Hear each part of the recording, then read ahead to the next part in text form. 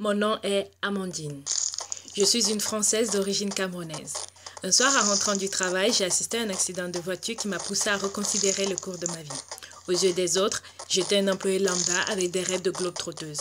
Mais en réalité, je voyageais pour faire de nouvelles connaissances et découvrir de nouvelles cultures dans l'espoir de trouver ma place et ma voie sur cette terre. En octobre 2016, je suis devenue une PVTiste au Canada.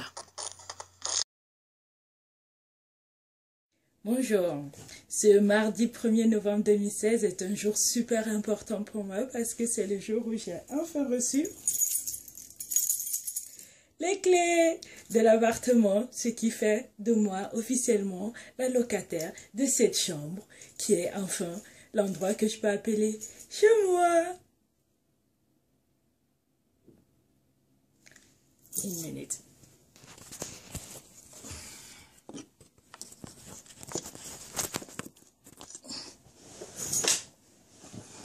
Je disais donc que j'ai enfin aménagé ici, ce qui est un grand pas, parce que ça fait 3 semaines que je suis arrivée à Montréal. Et depuis, j'ai dormi dans un hôtel. Ensuite, je suis allée dormir chez une amie à Sherbrooke pendant une semaine. Puis, j'ai squatté la chambre d'un ami pendant 4 jours. Les 4 jours, il était en vacances. Et maintenant, je suis chez moi. Enfin, dans la chambre de la colocation que je partage avec d'autres personnes super sympas. J'ai choisi la colocation parce que, quand même, on est au Canada, donc il va faire froid. Et donc, quand l'hiver arrivera, je serai très heureuse d'avoir une personne dans l'appartement avec qui parler, avec qui manger des poutines en regardant des DVD. Et également parce que la colocation, c'est moins cher. Trouver un appartement en colocation à Montréal est assez facile, je trouve. Enfin, facile. Il y a beaucoup d'offres. Je pense que du fait du froid, la population se renouvelle tous les ans. Les critères qui m'ont paru déterminants lors de la recherche de mon appartement ont été le prix de la location, la situation par rapport au métro et la situation du métro par rapport au centre-ville. Parce que winter's coming. Le logement et son emplacement est quelque chose qui était primordial pour moi parce que je n'ai pas de permis de conduire et je ne suis pas certaine de ma capacité à supporter le froid canadien, encore plus le froid québécois. J'ai donc choisi cet appartement en conséquence.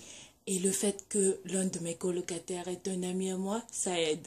Donc oui, je suis très satisfaite de ma colocation et je suis prête pour mes aventures canadiennes. Oh purée, il neige déjà. Je suis une PVTiste au Canada. Oh, c'est pas encore rentré.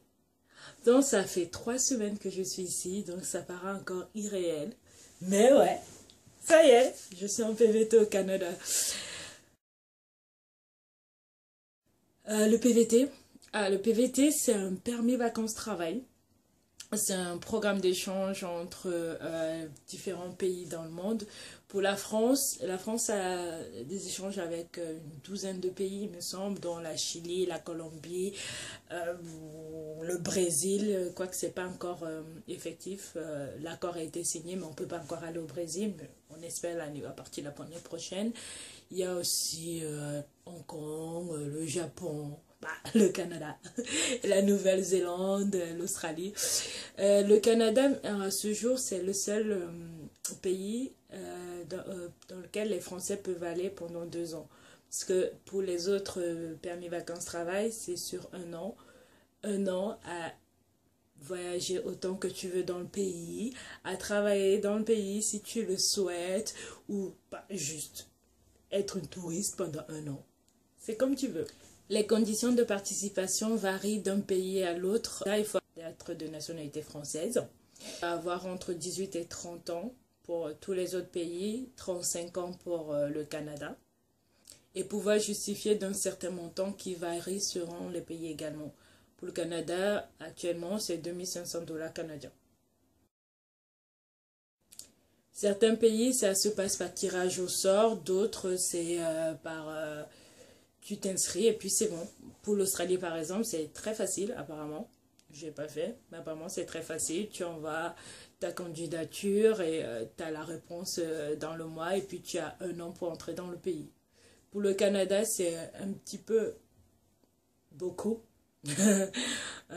du hasard puisque c'est un tirage au sort. Tu déposes ton nom dans un bassin virtuel et puis quand ils le décident, ils font les tirages au sort et si ton nom est tiré, bon, tu te retrouves comme moi de l'autre côté de l'Atlantique. Pour ma part, j'ai déposé mon nom dans le bassin en décembre.